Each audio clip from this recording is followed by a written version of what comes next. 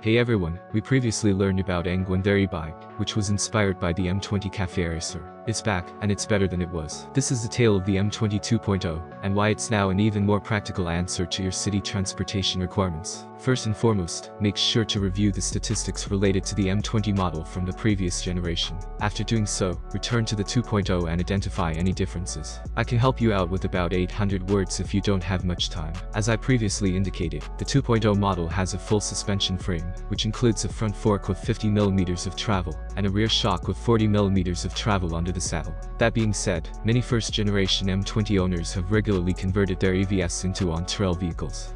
The M20 2.0 is a comprehensive update that goes beyond simply raising the saddle height. The motor represents yet another noteworthy improvement.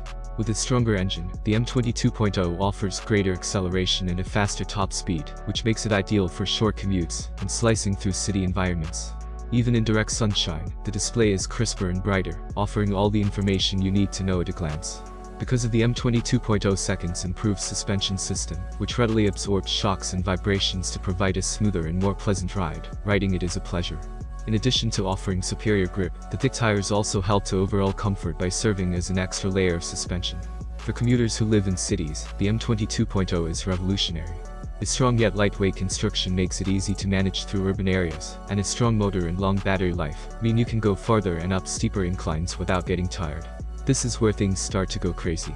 All in all, Engwe equips the M20 2.0 with a rear hub-mounted motor that produces 750 watt of nominal power and 1200 watt of peak power. This beast also produces a healthy 75 Nm of torque, making it evidently far more potent than the previous model, and certain to make new riders happy. With regard to speed, the 2.0 can also be fully upgraded to a level 3 e-bike, with a top speed of 28 miles per hour and a throttle. The latter is related to battery capacity, which the 2-battery model boasts of having a staggering 31.2 ampere-hours of juice, according to Engwe. In terms of range, this implies that Engwe claims the 2.0 can travel a maximum of 63 miles, while using the throttle alone. That's really fantastic, and you can reach a top of 162 miles if you also intend to cycle. Even though these figures are obviously based on ideal and test settings, daily rides might still benefit much from them. The 2.0 also features an upgraded hydraulic braking system. This one makes me happy, yet oddly enough, the price of the M20 2.0 was not greatly impacted by these enhancements. First off, a single battery 2.0 model from Engwe starts at $1,100, and with 2 batteries, that price only rises to $1,300. This puts it far below the $2,000 price point that most prospective e-bike customers are trying to avoid. To sum up, the Engwe M20 2.0 represents a notable advancement over its predecessor.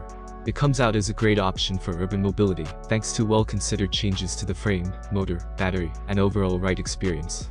The M20 2.0 is a flexible and dependable option for traversing modest trails or negotiating congested metropolitan streets.